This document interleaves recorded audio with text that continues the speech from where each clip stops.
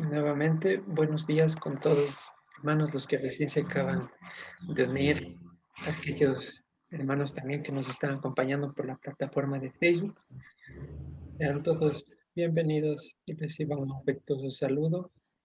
Vamos a iniciar con nuestro estudio semanal de la Torá, el cual el Señor dispuso por voluntad de los apóstoles que se realicen cada día de reposo, la lectura de la ley y los profetas. La mañana de hoy nos corresponde la porción llamada Hayei Sarah. Vamos a una porción antes en la que va el orden de la casa de Judá. En español significa la vida de Sara. Está comprendida entre los capítulos 23 al 25, versículo 18 de Génesis. Es la quinta porción del libro ya mencionado. Hoy es 21 de noviembre del 2020 y el 5 de Kislev del 5781. El lunes por la tarde fue luna nueva y bueno, por el cielo nublado y por el clima que hay últimamente no ha habido oportunidad de evidenciar la luna. Versículo importante para esta semana, la gran comisión. Por tanto, id y haced discípulos a todas las naciones, bautizándolos en el nombre de Yeshua, enseñándoles que guarden las cosas que les he mandado. Y aquí yo estoy con ustedes todos los días hasta el fin del mundo. Amén. He tenido este sentir de recordarles este versículo tan conocido porque, como escucharon en la canción, he presenciado esta semana una fuertísima necesidad de escuchar el Evangelio. Y nosotros no podemos caer en la mentira de pronto de que la gente no quiere escuchar de Dios o que simplemente quieren permanecer en la dureza. Sigo con la triste noticia de que cada persona que está fuera de Dios y le pregunto cómo está, me dice que mal. De modo que el hambre y la necesidad de que Dios se manifieste en sus vidas es infinita. Por lo tanto, que no pongamos como excusa de pronto que no sabemos tanta Biblia como para predicar o que no nos sabemos, no sé, el hebreo de tal palabra. Vayamos y hablemos de cómo Dios ha transformado nuestras vidas. Es necesario porque el enemigo afuera está tirando a matar, está increíblemente agencioso. Nos corresponde librar la buena batalla. Muy bien, con ese pequeño preámbulo, vamos a recordar que vimos la anterior semana. Hablábamos de la vigilancia del pacto, la cual Dios dice, y ustedes vigilarán mi pacto, este pacto entre mí, ustedes y su simiente. Entonces hablábamos que se establece un cordón de tres dobleces. Ahora vamos a explicarlo un poquito mejor porque me parece que en la anterior clase quedó muy suelta la idea o no fue explicada de la manera correcta. ¿Sí? El segundo punto importante, vimos de qué se trataba realmente el pacto, que a lo largo del tiempo había sido malentendido como que si la circuncisión en la carne era el medio por el cual yo ingresaba a las promesas del Dios de Israel para con su pueblo. No es así. En el texto vimos que habla de una circuncisión interna en el corazón, la más importante, aquella que nos hace andar en sus caminos, aquella que nos hace obedecer sus mandamientos ya no por obligación ni por temor, sino con amor y con naturalidad, injertados en el olivo natural y alimentándonos de la savia, de la raíz, y somos capaces de lograr lo que antes era imposible para el hombre. Entonces, mucho cuidado siempre que nos pregunten qué es la circuncisión en la carne, una señal, una señal del pacto y de la circuncisión que ya fue hecha en el corazón. ¿Ok?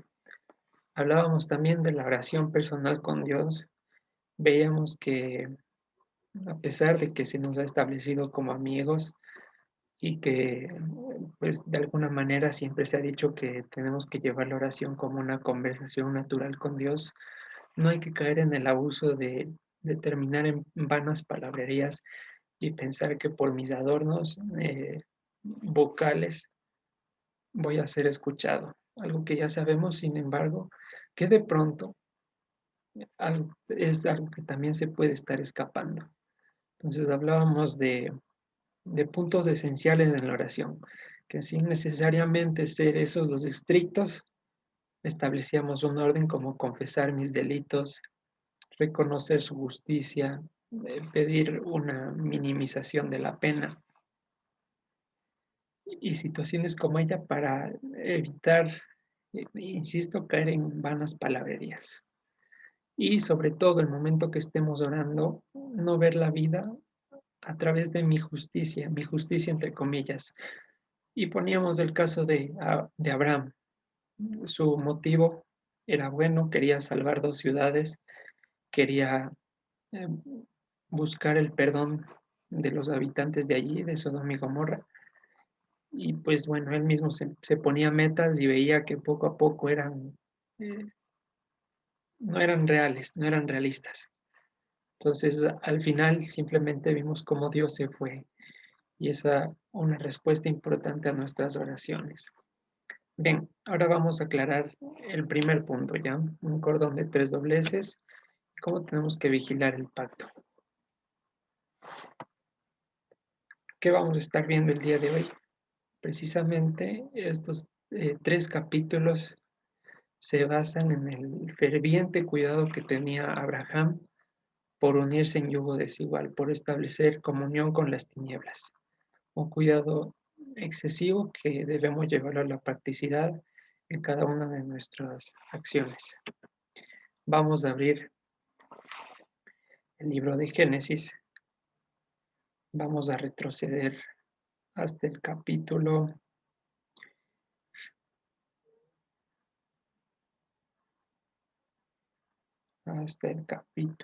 ya les digo,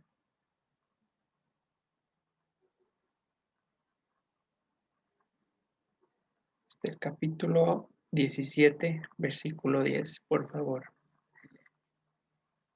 Entonces vamos a dar lectura. Decía en el versículo 10, capítulo 17, este es mi pacto, que guardarán o que vigilarán entre mí y ustedes. Cuando dice ustedes, se está refiriendo a Abraham y sus descendientes físicos. Y tu simiente. Ya habíamos hablado y clarificado varias veces a quién se refiere con la simiente, no el hecho de la descendencia biológica, sino al Mesías. Entonces, bien, les comentaba que este era un sistema de verificación para todos aquellos que habían sido o que hemos sido llamados por Dios. Si estamos vigilando ambas caras del pacto, tanto del lado de la simiente y tanto del lado de Abraham. Del lado de Abraham vamos a tener básicamente los mandamientos y la ley. Del lado de la simiente vamos a tener la revelación del Evangelio. Entonces, vamos a ejemplificarlo para que se entienda bien la idea, cómo yo vigilo el pacto a través de estas dos facetas. Por ejemplo, en el Shabbat, el mandamiento es claro, dice en Éxodo 20, acuérdate del día de reposo para santificarlo. ¿Y qué pasa si yo vigilo solamente esta parte entre Dios y Abraham? Termino cayendo en el tradicionalismo del pueblo de Judá, que puso añadidura tras añadidura con una motivación muy buena, que era cuidarse al máximo de guardar, de quebrar la ley, y se esforzaron tanto en ello que se alejaron del mismo mandamiento, y ya no empezaron a agradar a Dios, sino que se agradaron a ellos mismos. Entonces el Señor viene a aclarar eso y dice, es lícito hacer el bien en el día de reposo. Es decir, no se trata de encerrarme en mi casa nada más y alimentarme yo solo, que está bien, por supuesto, y que hay que realizarlo. pero siempre que tengamos en la mano hacer el bien a otro, pues no estamos quebrantando el día de reposo, ¿ok? Entonces esa es la revelación que da la simiente con respecto a lo que estaba establecido.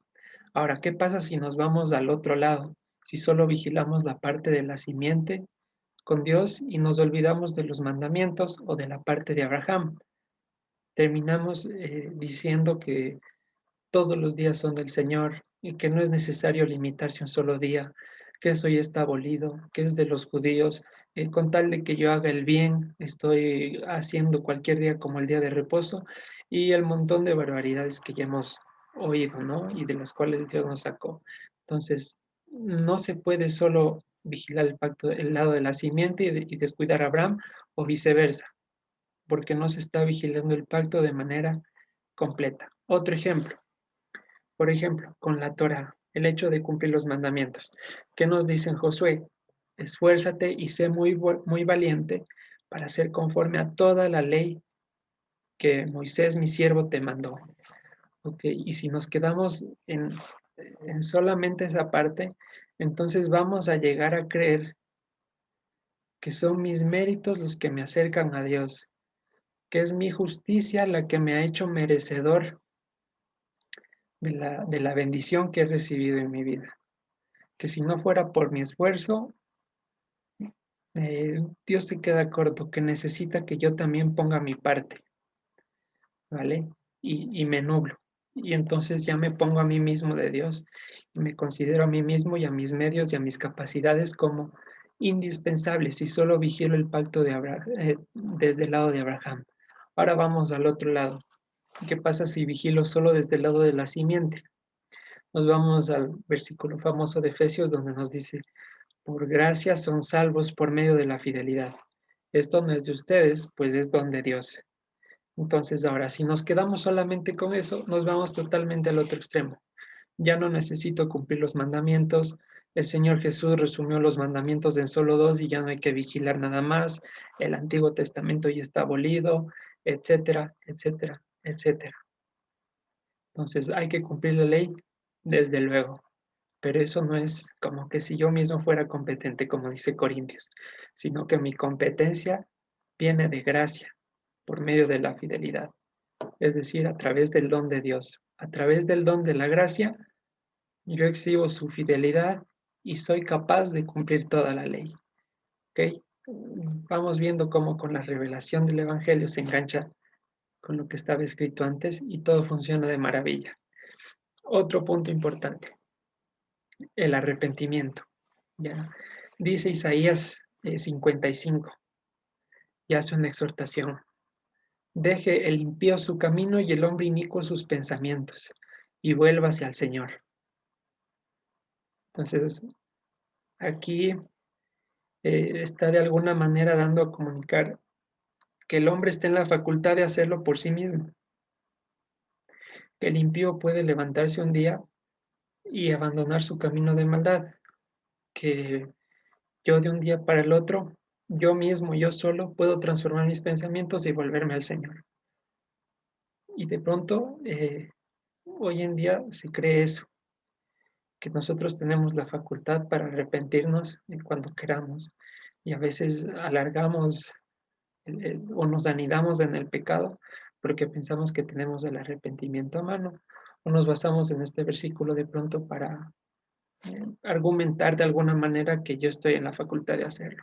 Pero ¿qué nos reveló la simiente en la carta a los romanos? En los romanos. Dice, tú desprecias la inagotable bondad, tolerancia y paciencia de Dios sin darte cuenta de que es precisamente su bondad la que te está llevando al arrepentimiento. Entonces, ¿qué quiere decir? Que si la simiente no habla a mi corazón, si el Mesías no habla a mi corazón y si no me lleva de vuelta, yo no puedo dejar mi camino, yo no puedo dejar mis pensamientos y yo no puedo volver al Señor. ¿Qué es lo que dijo? Nadie va al Padre si no es por mí, si no es por el Hijo. Entonces, con estos pequeños ejemplos podríamos continuar con varios mandamientos, pero espero que haya quedado ilustrado el hecho de la vigilancia del pacto entre Dios, Abraham y la simiente. Es una cuestión indivisible. No se puede pretender solamente vigilar el uno e ignorar al otro, porque se invalida todo y hacemos una nueva religión. Y es lo que decíamos antes. Gracias a la revelación del Evangelio, preveemos o evitamos estar comiendo tradiciones humanas, que ya hemos visto por cantidad de testimonios a qué lleva eso. ¿Ok? Entonces, si hay alguna pregunta, no duden en interrumpirme. En el caso contrario, avanzamos. Ahora sí, vamos a ubicarnos en la porción de hoy, Hayei Sara, que significa la vida de Sara. Vamos a ubicarnos en el capítulo 23 de Génesis y nos dirá lo siguiente. Fue la vida de Sara, o, o como tienen en pantalla Sara en hebreo, como quieran decirlo, no hay problema, 127 años. Tantos fueron los años de la vida de Sara.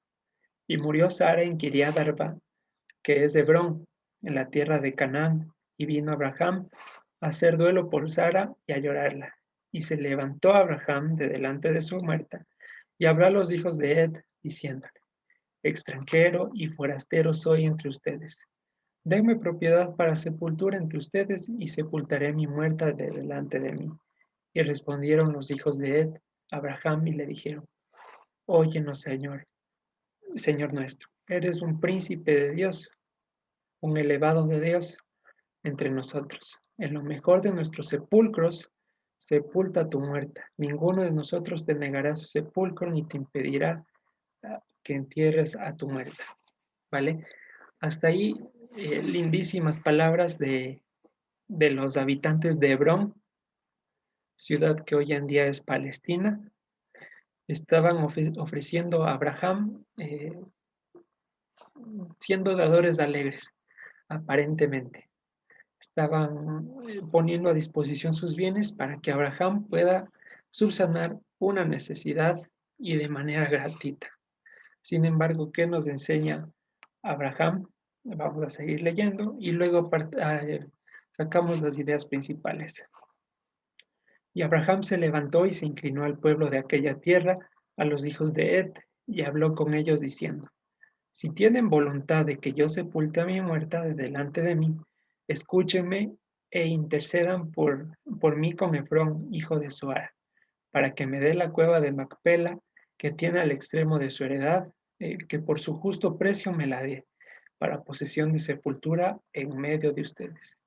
Este Efrón estaba entre los hijos de Ed, y respondió Efrón eteo a Abraham, en presencia de los hijos de Ed, de todos los que entraban por la puerta de su ciudad, diciendo, no, señor mío, óyeme, te doy la heredad y te doy también la cueva que está en ella. En presencia de los hijos de mi pueblo te la doy. Sepulta tu muerta. Entonces Abraham se inclinó delante del pueblo de la tierra y respondió a Efrón en presencia del pueblo de la tierra, diciendo, antes, si te place, te ruego que me escuches. Yo daré el precio de la heredad. Tómalo de mí y sepultaré en ella mi muerta. Respondió Efrón a Abraham diciendo, Señor mío, escúchame. La tierra vale 400 ciclos de plata. ¿Qué es de esto entre tú y yo? Entierra pues a tu muerta. Ok, entonces ahí vamos a detenernos y analizar qué es lo que estaba pasando, porque Abraham insistía en pagar un precio por la tierra y no aceptarla de regalo. ¿Qué nos está enseñando? Como vimos antes, Abraham no tenía la más mínima intención de hacer un convenio a largo plazo o a futuro con los gentiles, porque sabe que esas lindas palabras que se dijeron en el versículo 5, mi Señor, eres príncipe de Dios, eh, concédenos el favor de que sepultes a tu muerta en nuestros sepulcros, etcétera, etcétera, son palabras que se las lleva el viento.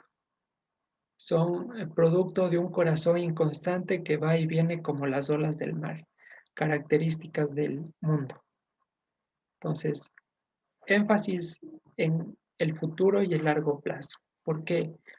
Porque hoy en día el mundo se concentra en dejar a un lado las consecuencias, dejar a un lado el fin y los medios necesarios con tal de conseguir las metas de manera rápida. Y es lo que justamente vemos en estas fechas. Compre hoy la televisión y empiece a pagar desde julio, febrero, no sé, qué sé yo. Entonces, ahora disfrute lo que tiene y después le viene el hachazo. Y es lo que querían hacer con Abraham. Abraham, ¿qué seguridad tenía de que una vez muerto el padre, este señor Efrón, vengan los hijos e invaliden todo el trato y profanen la tumba de Sara y todo se haga un rebolicio? Entonces, la pregunta que debemos hacernos antes de estar haciendo un convenio a largo plazo con los gentiles es, ¿debo hacerlo? ¿Vale la pena hacerlo así? ¿Estoy obligado a hacerlo? Abraham estaba obligado a encontrar un sepulcro. Sin embargo, la presión del medio y la premura con la que se encontraba no le obligaron a comprometer su futuro. Y vamos a ver un ejemplo. Vamos a abrir en el libro de Esdras, capítulo 4, versículo del 1 al 3. Esdras, capítulo 4, versículo del 1 al 3. Hablando en el contexto del regreso de Babilonia, cuando se disponen a reconstruir las murallas y el templo. En ese contexto va a decir lo siguiente, versículo 1. Oyendo los enemigos de Judá y de Benjamín que los venidos de la cautividad edificaban el templo del Señor Dios de Israel, vinieron a Zorobabel y a los jefes de casas paternas y les dijeron, edificaremos con ustedes porque como nosotros buscamos a su Dios y a él ofrecemos sacrificios desde los días de Esar-Adón, rey de Asiria, que nos hizo venir aquí. Zorobabel, Yeshua y los demás jefes de casas paternas de Israel dijeron, no nos conviene edificar con ustedes casa a nuestro Dios, sino que nosotros solos le edificaremos al Señor Dios de Israel, como nos mandó el rey Ciro, rey de Persia. Es la misma situación. ¿Buenas intenciones de los gentiles? Sí, pero eran ya enemigos declarados de Judá. ¿Y qué nos tiene que dejar en claro esto? Que las tinieblas no buscan cómo servir a Dios agradablemente, sino cómo corromper. Y aunque aparentemente quieran servir a Dios y digan, no, es que nosotros servimos al mismo Dios, es la misma Biblia, eh, Dios es amor, Dios es el mismo en todos lados, Dios está en la tierra, en los árboles, etcétera, etcétera. No es así. Mentiras sutiles que de pronto nos pueden distanciar del mandamiento, que es no unirnos en yugo desigual. Siempre estar pensando en el futuro y en las consecuencias. En el caso de Abraham, en el versículo 6, 5, 6, él tenía en claro que esas palabritas tan lindas hoy estaban y mañana no. ¿Cuál era el objetivo de Abraham en el buscar sepultura? Abraham tenía que dejar en la tierra, tenía que dejar instalado, levantado, un testimonio de que existió realmente su historia, de que él y su esposa no son cuentos de hadas. Aquí no estamos leyendo personajes mitológicos o a los cuales se les atribuye factores con el fin de agrandar una religión. Tenía que dejar una prueba tácita, viviente, como testimonio entre las tinieblas de que lo que le fue prometido a él verdaderamente existió. Y vamos a saltar a segunda de Pedro capítulo 1 versículo 16 al 19. Estos versículos me parecieron impresionantes, que nunca los había leído, y es la pura verdad. Contra los embates que usa el mundo hoy, de cómo sabes que lo que estás leyendo es cierto, cómo sabes que no fue manipulado por personas, si igual es que escribieron hombres como tú y yo que se pueden equivocar, etcétera, etcétera, etcétera. Entonces, con ese fin, dice en segunda de Pedro capítulo 1 versículo 16, porque no les hemos dado a conocer el poder y la venida de nuestro Señor Jesucristo, siguiendo fábulas artificiosas, sino como habiendo visto con nuestros propios ojos su majestad. Y es por eso que les dije antes, no se trata de cuántos versículos hayamos memorizado, que sí es necesario, pero no se trata de eso.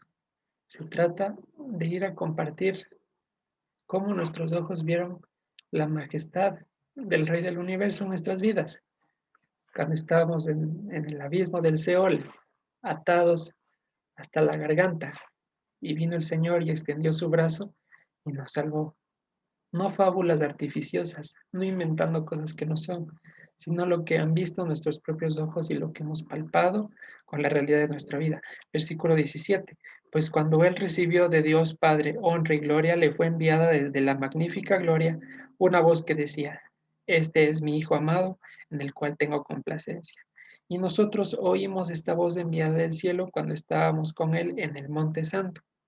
Tenemos también la palabra profética más segura, a la cual hacen bien en estar atentos como una antorcha que alumbra en un lugar oscuro hasta que el día esclarezca y el lucero de la mañana salga en sus corazones.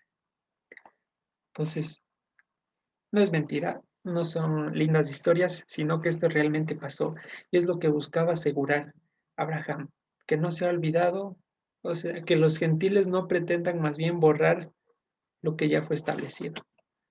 Y lo que tienen en el fondo de la imagen es precisamente la tumba de los patriarcas ubicada en Palestina. Ayer me puse a leer un poquito de la historia y pues bueno, cantidad de guerras que ha habido por este lugar.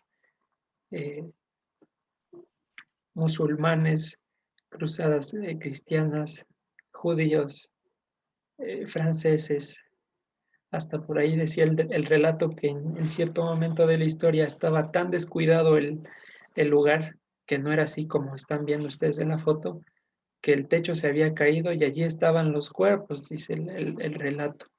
Allí estaban los cuerpos de Abraham, Isaac y de sus esposas. Entonces, ha de ser realmente increíble estar en este lugar. Como sea, el testimonio quedó ahí y sigue hasta hoy en día en pie. Ya sea que los musulmanes lo ven para su lado, cristianos, judíos, etcétera, etcétera. El testimonio de que Abraham pisó esta tierra, de que salió de Mesopotamia, de que recibió una promesa, está allí palpable. Entonces, ¿en qué más ahondamos? Por mucha amistad que se presente en los gentiles, por mucha amabilidad, por lo que sea, por palabras dulces que usen, tienden a cambiar de parecer. El único que no cambia es Dios. Y nosotros que exhibimos su fidelidad, aunque a veces por la dureza del corazón también estamos titubeantes. Pero si nosotros estamos así, ¿qué se puede esperar de alguien de afuera? ¿Ok? Entonces, por mucha amistad que haya, no. Siempre apuntando hacia el futuro. ¿Cuál es nuestro futuro? La vida eterna. ¿Cuál es nuestra promesa? Que seremos como Dios. En base a eso, meditar los pasos que vamos a dar. Entonces, para que nos hagamos una idea, el relato dice que cobró 400 shekels, ¿ya? Entonces, de plata, 400 shekels de plata. Un shekel en tiempos del segundo templo, una moneda llamada shekel, cuando se levantó el segundo templo, equivalía a 6,000 denarios, ¿ya? Y un denario era el salario diario básico en aquellos tiempos. Es decir, lo menos que me podían pagar a mí en aquellos tiempos era un denario. Haciendo las conversiones de estos 400 shekels, aproximadamente hoy arroja un valor de 3,500 a 6,000 dólares, precio del sepulcro, más o menos, ¿ok? Para que nos hagamos idea. Listo. ¿Qué más? Versículo, vamos a seguir en la lectura. Volvemos a Génesis 23.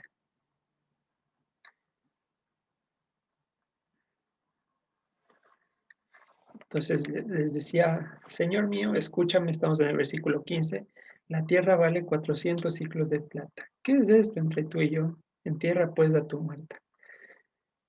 porque soy tu amigo, te cobro 400, que es una cantidad considerable. Entonces Abraham se convino con Efrón y pesó a Abraham a Efrón el dinero que dijo en presencia de los hijos de él, 400 ciclos o shekels de plata de buena ley entre mercaderes. Y quedó la heredad de Efrón, que estaba en Macpela, al oriente de Mamre, la heredad con la cueva que estaba en ella, y todos los árboles que había en la heredad y todos sus contornos, como propiedad de Abraham en presencia de los hijos de él y de todos los que entraban por la puerta de la ciudad. Después de esto sepultó Abraham a Sara, su mujer, en la cueva de la heredad de Macpela, al oriente de Mamre, que es Hebrón, en la tierra de Canaán. Y quedó la heredad y la cueva que en ella había de Abraham, como una posesión para sepultura recibida de entre los hijos de Et. A manera simbólica, ¿qué podemos entender también? Como tienen en pantalla, que esta tumba en la cual reposan los patriarcas quedó establecida como un enclave de la luz al futuro. Cuando el Señor venga en toda su gloria y majestad, ellos se van a levantar de en medio de entre las tinieblas. Entonces la luz va a resplandecer de una vez y para siempre en medio de la incredulidad de muchos, para testimonio de que Dios es Dios de vivos y que tiene el poder para levantar a quien sea de los muertos. Entonces, ellos también se levantarán y en ese lugar todo ojo verá que el Señor ya regresó. ¿Vale? Vamos claros hasta ahí. ¿Hay alguna pregunta? ¿Todo va bien? Muy bien. Ahora vamos a entender una cuestión un poquito gramatical que puede llegar a confusión y puede incitar a una malinterpretación de la escritura, ¿ya? Tanto en los versículos 7 y 12 de Génesis 23 se repite una frase, que Abraham se inclinó al pueblo de aquella tierra. ¿Y en qué sentido se inclinó? En el sentido de, como cuando alguien agacha su cabeza, como en la cultura asiática, cuando saludan y se postran para adelante. ¿Ok? En ese sentido, no que se puso a adorar a, a las personas que ya habitaban. Ahora, ¿cuál es el problema que surge? En Josué capítulo 5, versículo 14, que vamos a leerlo, traduce la mismísima palabra como adorar. Dice, Josué capítulo 5, versículo 14.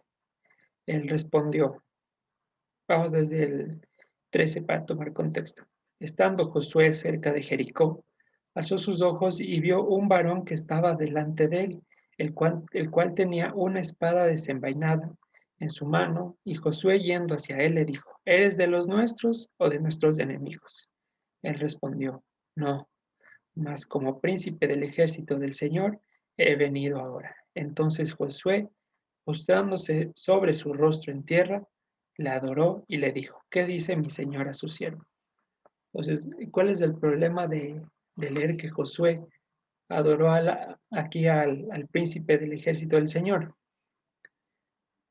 Que Lucas 4:8, cuando nuestro Señor es probado por Satanás y le dice, si postrado me adorares, te daré tales y tales cosas, él responde citando la escritura, escrito está, al Señor tu Dios adorarás y a Él solo servirás.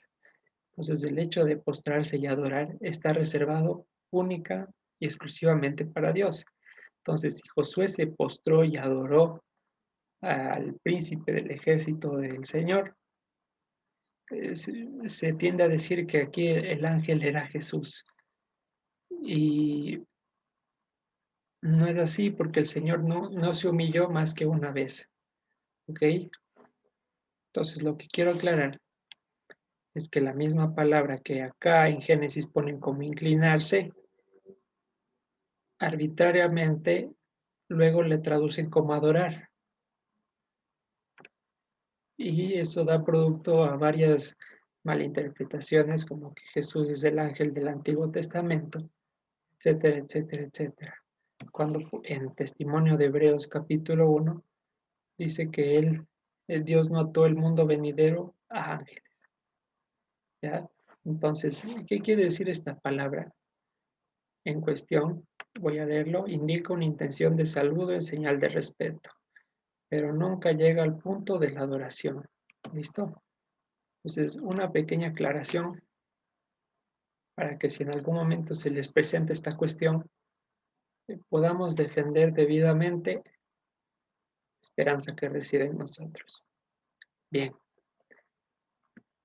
ahora sí, avanzamos hasta el capítulo 24. Volvemos a Génesis capítulo 24. ¿Qué vamos a estar viendo en este capítulo? El procedimiento para que un israelita tome una esposa o consiga pareja. ¿Ok? Entonces, al igual que el mundo antes estaba cortando la visión hacia el futuro y estaba en pos de conseguir las cosas ya, otro de los objetivos principales del enemigo es atentar contra la familia. ¿Cómo? Por medio de uniones en yugo desigual. ¿Y esto en qué deriva? En familias disfuncionales que en el transcurso del tiempo generalmente se terminan divorciando y rompen el sistema padre-madre, lo cual termina en el punto inicial, atentar contra la familia. Eso es algo que no nos podemos permitir y para no permitir eso tenemos que cumplir lo que está en el medio. ¿Ok? Entonces, para este punto, ¿qué conviene analizar? Isaac llevaba 40 años ya de soltero. Sus características, no se afanó, no pasó probando, no tenía la intención y el afán. Simplemente vivía su vida diligentemente delante del Señor. Y es lo que dice Pablo. ¿Estás libre de mujer? No procures casarte, porque cuando tenga que llegar, va a llegar. No porque lo hayas perseguido, sino porque es el momento justo. ¿Ok? Entonces, ahora, no quiero decir que haya que llegar a la edad de 40 años para casarse. Ojo, sino que vamos a analizar todo el contexto y allí vamos nuevamente a analizar las ideas principales. ¿Ok? Entonces, 24, versículo 1. Era Abraham ya viejo y bien avanzado en años, y el Señor había bendecido a Abraham en todo. Y dijo Abraham a un criado suyo, el más viejo de su casa, que era el que gobernaba en todo lo que tenía. Pon ahora tu mano debajo de mi muslo, y te juramentaré por el Señor, Dios de los cielos y Dios de la tierra, que no tomarás para mi hijo mujer de las hijas de los cananeos, entre los cuales yo habito. Nuevamente, la posición firme de Abraham tanto en los negocios y mucho más en las relaciones interpersonales emocionales de su hijo, que involucraban directamente él como al ser portador de la promesa, tenía esa responsabilidad de no hacer torerías, vamos a decirlo así. Y el versículo 3 es una característica importante, no tomarás mujer cananea. Y si ustedes se acuerdan y refrescamos un poquito la memoria, veíamos en Levítico capítulo 18 cómo el hecho de que un padre fomente uniones en yugo desigual o las permita, era sinónimo de dedicar los hijos a Moloch. No sé si se acuerdan, se establecía esa equivalencia entre los capítulos 18 y 19, que el hecho de que un hijo se une en yugo desigual era una profanación del santuario. Entonces estaba viéndose a los hijos de Israel como piedras vivas que debiendo formar parte de la casa de Dios, son profanadas por ir en pos del deseo de otros dioses. Entonces Abraham también, siendo que estaba mucho antes del Levítico, ya tiene clarísimo este concepto. Y es algo eh, que tiene que seguir vigente con mucha firmeza en la vida de ustedes como padres y de nosotros como hijos. Hoy en día mucho se oye el argumento es que no hay del yugo igual. ¿Y qué puedo decir? No podemos dejarnos llevar por eso para terminar escogiendo del mundo, porque a largo plazo va a derivar en consecuencias nefastas. Ok, hasta ahí en esa parte.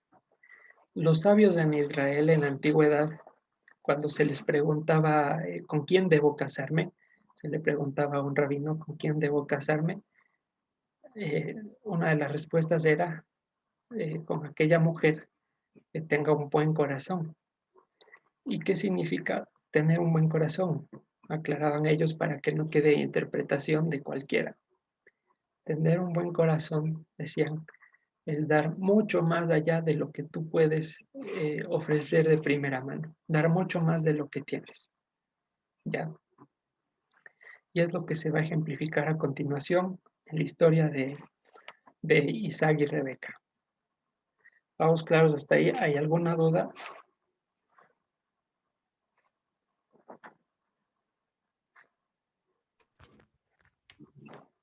Bien. Entonces, No sé, hermano Carlitos.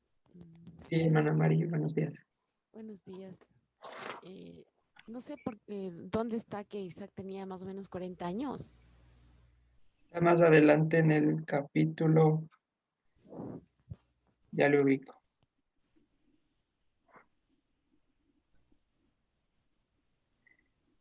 Está en el capítulo 25, versículo 20.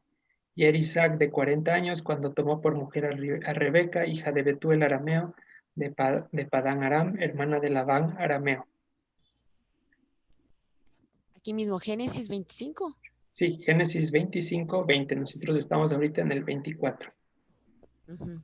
Gracias, hermano Carlito. ¿Listo? Bien.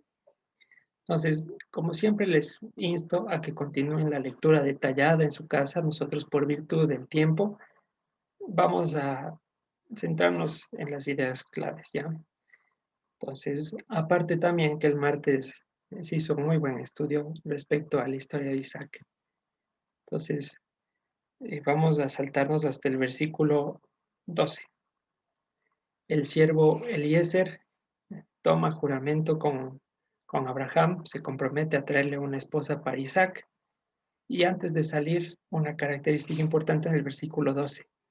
Y dijo, oh Señor Dios de mi Señor Abraham, dame, te ruego, el tener hoy buen encuentro y haz misericordia con mi Señor Abraham. He aquí yo estoy junto a la fuente de agua y las hijas de los varones de esta ciudad salen por agua. Sea pues que la doncella a quien yo dijere, baja tu cántaro, te ruego para que yo beba, y ella respondiere, bebe, y también daré de beber a tus camellos, que sea esta la que tú has destinado para tu siervo Isaac, y en esto conoceré que habrás hecho misericordia con mi Señor. Es importante mencionar que Eliezer salió con 10 camellos, entonces no estaba pidiendo un vasito de agua, estaba pidiendo una señal bastante indudable, que sea bien distinguible. ¿Y qué lección aprendemos allí? Que si vamos a pedir señales, no se pueden pedir hoy señales a la ligera. Ejemplo, si me llama o si me envía un mensaje o si da like a mi foto, entonces él es el indicado. ¿Por qué? Porque como tienen ahí en pantallita muy bonito, el enemigo tan astuto vuelve a repetir el escenario con Eva y aprovecha para confundir los sentidos con estas señales tan vanas. Por eso Eliezer no estaba pidiendo cualquier cosita simple, sino estaba pidiendo algo que ya no haya cómo dudar y no haya cómo decir, ¿será que es ella mismo? ¿Será que interpreté mal? ¿Será que es mi parecer nomás? ¿Será que me gustó a mí? Y si no es ella, no, está pidiendo una señal muy interesante. Y vamos a avanzar. No olviden, está pidiendo que una mujer le ofrezca agua y no solo agua para él, sino para los 10 camellos con los que iba. Voy al versículo 15. Y aconteció que antes que él acabase de hablar, he aquí Rebeca, que había nacido en Betuel, hijo de Milca, mujer de Nacor, hermano de Abraham, la cual salía con su cántaro sobre su hombro, y la doncella era de aspecto muy hermoso, virgen, a la que varón no había conocido, la cual descendió a la fuente y llenó su cántaro y se volvía. Entonces el criado corrió hacia ella y dijo: Te ruego que me des a beber un poco de agua de tu cántaro. Ella respondió: Bebe, señor mío, y se dio prisa a bajar su cántaro sobre su mano y le dio a beber. Y cuando acabó de darle de beber, dijo también: También para tus camellos sacaré agua, hasta que acaben de beber. Y se dio prisa y vació su cántaro en la pila y corrió otra vez al pozo para sacar agua y sacó para todos sus camellos. Y es importante que nos dimensionemos que los camellos no es que meten la lengüita en el agua y ya está. Habrán sido muchos viajes. Y allí se evidencia el buen corazón de Rebeca. Ella nunca dijo: ya, pues no sea abusivo, señor, si era agüita para usted nomás. O no, no me ve que es pesado, o no ve que está lejos. No, la misión de nosotros como hijos de Israel es ser portadores de ese buen corazón que tenía Rebeca. Y lo tienen subrayado: constituirnos en dadores alegres. Que si tenemos en la mano para hacer el bien, no lo neguemos, como dicen Proverbios, y le digamos: vuelve mañana, sino que hagamos el bien. Mateo 5, 39, 42, que es lo que posteriormente dijo nuestro Señor.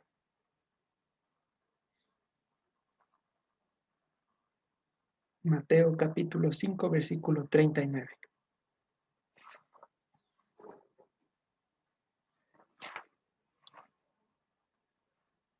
Pero yo les digo, no resistan al que es malo, antes a cualquiera que te hiera en la mejilla derecha, vuélvele también la otra.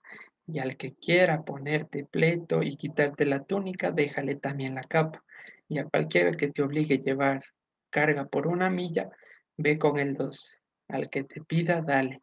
Y al que quiera tomar de ti prestado, no se lo rehuses. Entonces, el hecho de que el Mesías esté viviendo en nosotros nos hace entender que vivimos para servir y no para ser servidos. ¿Ok? Entonces es una cualidad que tenemos que emular de Rebeca y que por supuesto ella toma de Dios. ¿Vale? Muy importante. Y eso es lo que resume el buen corazón que hablaban después los rabinos en Israel. Que esté dispuesta a dar mucho más de lo que tiene en su mano. ¿Ya? Entonces vamos a volver a Génesis 24. Vamos a saltarnos hasta el versículo 57 y 58. A continuación se narran todos los detalles de la presentación, quién eres y de la presentación de la dote, la bendición a ella, toda una maravilla. Vamos a saltarnos hasta el versículo 57. Vamos desde el 55, ¿ya? Entonces respondieron su hermano y su madre: Espere la doncella con nosotros a lo menos 10 días y después irá. Y él les dijo: No me detengan, ya que el Señor ha prosperado mi camino. Despáchenme para que vaya a mi señor. Esto está diciendo Eliezer. Ellos respondieron entonces: Llamemos a la doncella y preguntémosle. Y llamaron a Rebeca y le dijeron: ¿Irás con este varón? Y ella respondió: Sí, iré. Y eso es genial, porque quien en su sano juicio, en el razonamiento humano, va a irse con una persona que lleva horas de conocida y más aún para casarse. Impresionante. Sin embargo, esta es la señal divina cuando la persona es la indicada para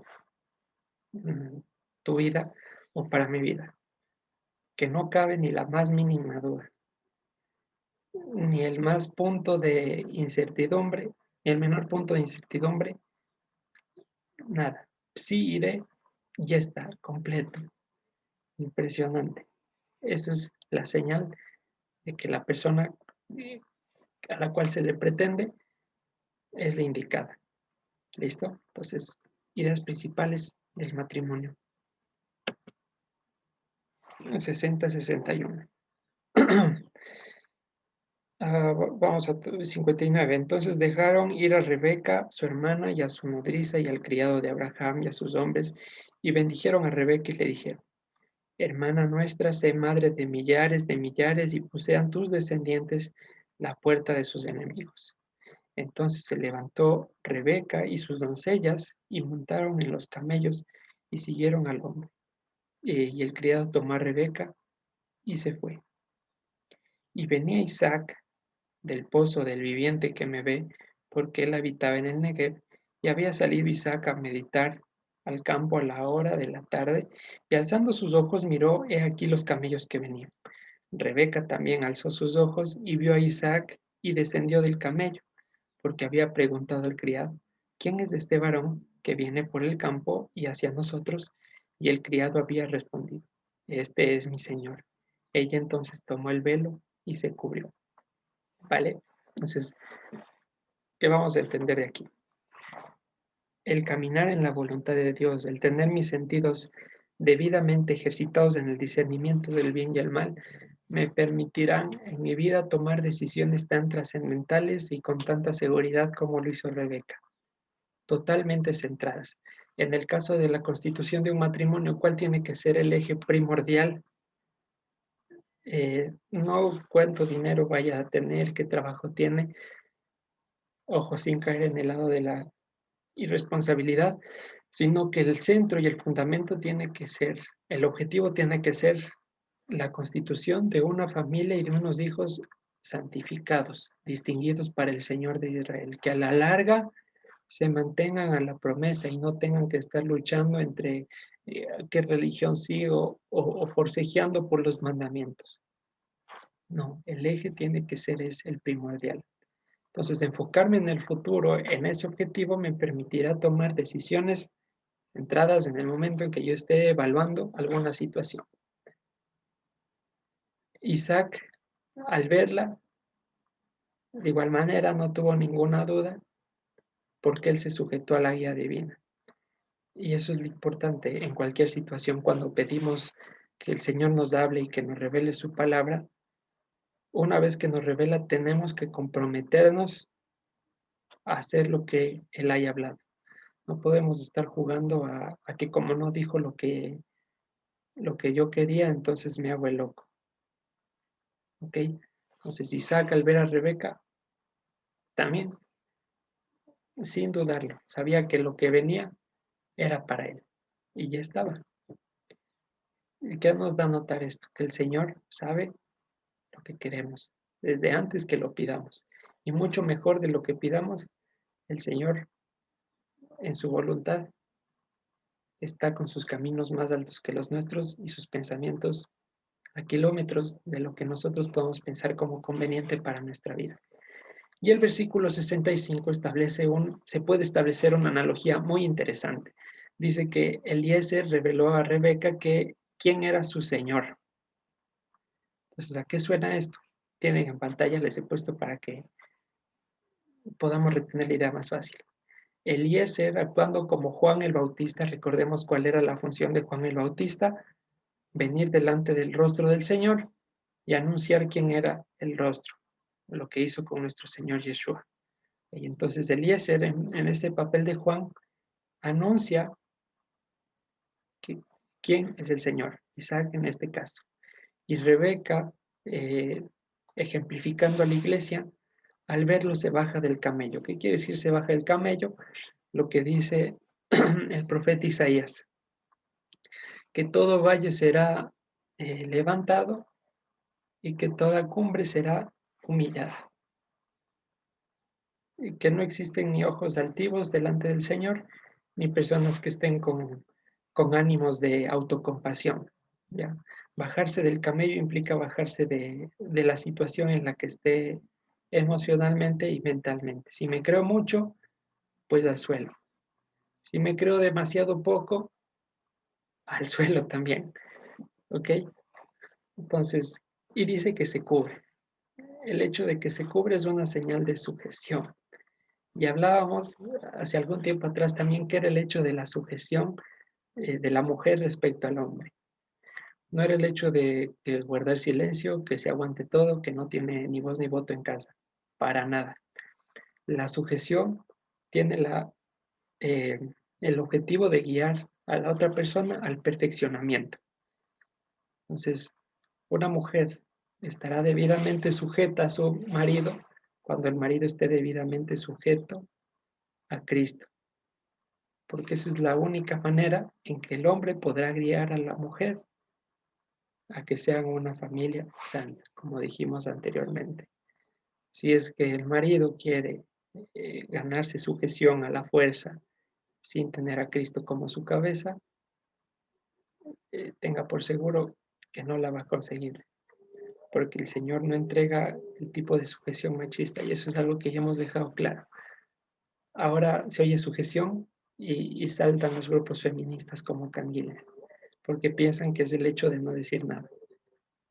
La sujeción es el hecho de estar bajo la protección del hombre, que tiene que ejercer el cuidado debido y la atención debida en varios ámbitos: emocional, físico, económico y sobre todo espiritual. Para que en función de todas esas cosas llegue como una novia sin mancha, limpia, pura y vestida con ropas finas. ¿Ok? Entonces, hasta ahí, ¿qué podemos aprender de Isaac, del matrimonio de Israel? Que se casó cuando ya estaba maduro emocionalmente y que no depende de la edad. Repito, no tiene que llegar obligatoriamente a los 40 años, pero ya estaba maduro, tenía que ofrecer, mandó una dote bastante generosa, tenía con qué sustentar a su novia, ¿sí? Entonces no eran palabras sueltas ni hemos de vivir de amor. Y sobre todo estaba guiado en todo momento por el Señor y por lo que Él recibe en oración. ¿Listo? Entonces son valores muy importantes a considerar para la guía de sus hijos y por supuesto para mí en primer lugar. ¿Vamos bien hasta ahí? ¿Hay alguna pregunta?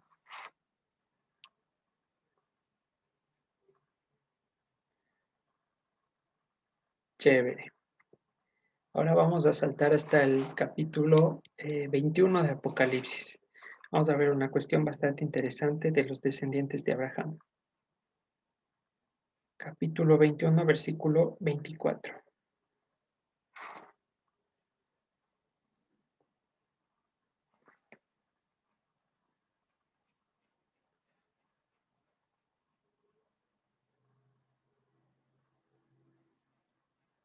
Dice Apocalipsis 21, versículo 24. Y las naciones que hubieran sido salvas, o que está hablando de naciones fuera de Israel, que hubieran sido salvas, andarán a la luz de ella. Y nos enfocamos en esta parte. Y los reyes de la tierra traerán su gloria y honor a ella. ¿Ok? Entonces, va a haber ciertos reyes que lleven tesoros y cuestiones similares a la Jerusalén celestial. ¿Cómo? No sabemos, pero está escrito, ¿vale?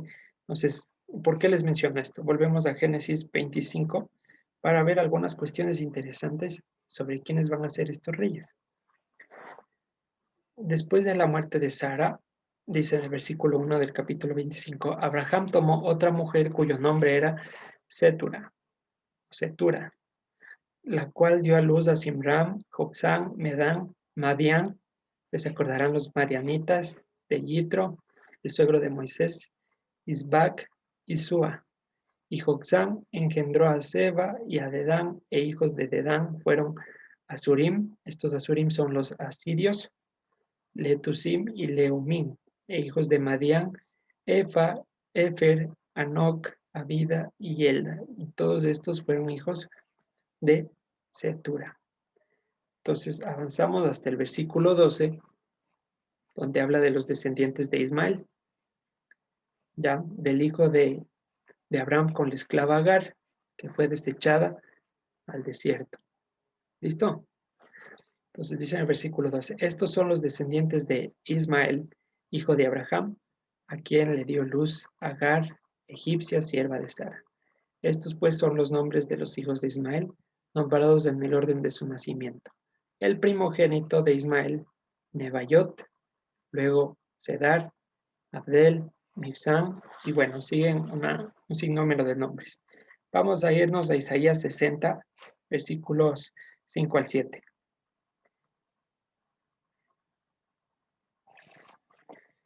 Les he puesto estos nombres resaltados: Madián, Seba, Efa, Nebaiot y Cedar, con sus respectivos progenitores, porque aquí en el capítulo Isaías 60 revela lo siguiente.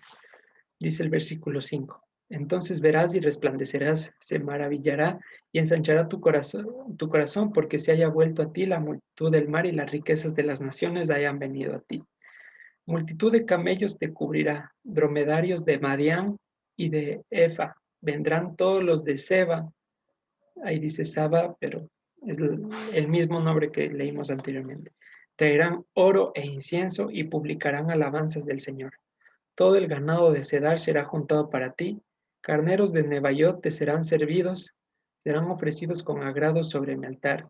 Glorificaré la casa de mi gloria. Aquí está hablando de lo mismo que habla Apocalipsis 21-24 y revela que son los descendientes de estos pueblos de Madián, Seba, Efa, Nebaiot y Cedar los que van a llevar los tesoros de la tierra. Entonces, ¿qué podemos hablar aquí? Que la descendencia de Abraham, la otra descendencia, vamos a decirlo así, participa activamente en el futuro de Sion. Entonces, no hay que caer en un falso nacionalismo de que, no sé, todos los musulmanes no valen para nada o que están totalmente errados, porque de allí, de Ismael, vendrán dos descendientes llevando tesoros a Sion. Entonces el Señor toma remanente donde Él desee. Nosotros no nos compete estar juzgando por la descendencia o por la cultura quién vale y quién no vale. ¿Ok? En el sentido nacionalista me refiero ya, no en el sentido de la ley, porque ahí sí, pues hay que establecer justos juicios. Hablo en el sentido nacionalista de la carne. Como pasa allá en el estado de Medio Oriente e Israel, donde sí hay guerra jurada entre los unos y los otros, defendiéndose por reinos de este mundo. A nuestro Señor dijo todo lo contrario, mi reino no es de este mundo. Bien, entonces no sé si esta parte quedó clara y con eso terminamos la enseñanza de la porción de hoy. Es muy abundante, hermanos. Les agradezco por su tiempo, a los hermanos que igual están por medio de Facebook. Vamos a terminar la transmisión. Vamos a orar y que el Señor nos guíe. Gracias, Padre, te damos por la oportunidad de analizar tu Torah.